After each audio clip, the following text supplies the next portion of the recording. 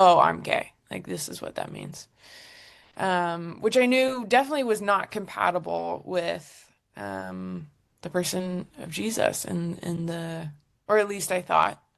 Um, and so I mean, even though I did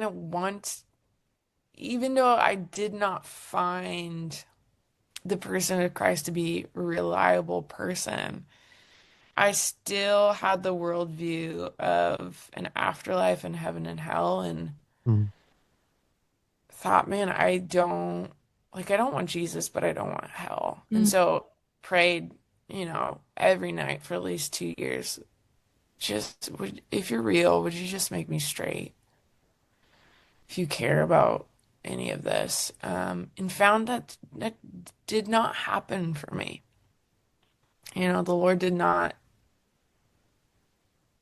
one, he didn't make me straight, and two, he did not take those same-sex attraction feelings slash temptations away from me. And so in the middle of all that, I just went, okay, when I graduate, I'll go away to college, and that seems to be a really good natural transition away from like, nope, I'm not gonna go to church anymore. I'm gonna live the life I want to live.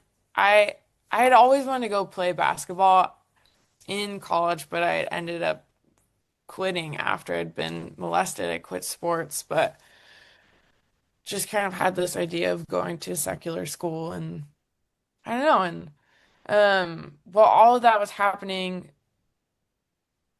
I was outed in my church, and there's so many details there, but to like shorten it, basically, I had a youth pastor who just said to me, Brenna, a lot of Christians wrestle with same-sex attraction. I'm really glad to hear. Which that statement for me, even though I didn't know it at the time, it was this invitation to continue wrestling within the bounds of Christian community, instead of being kicked out and instead of being told like you're gross, what you struggle with is an abomination. The loudest narrative at the time, which was not the same narrative as the community I was growing up in, nor was it even close to the narrative that my parents like. I never had a fear that my parents would kick me out. I just knew it would make things more tumultuous. But the loudest narrative was the Westboro Baptist narrative, which is God hates gay people.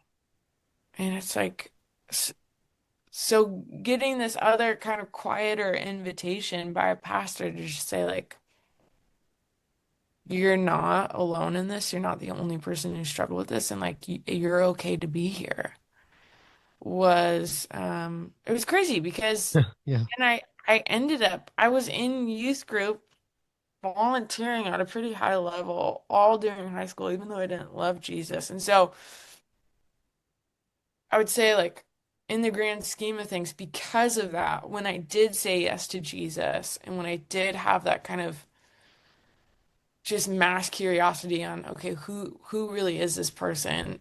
I s- I had a foundation of things to go back and go, okay, I think I need to do this or I need to look into this because I'd been allowed to stay at youth group, and that was huge for me.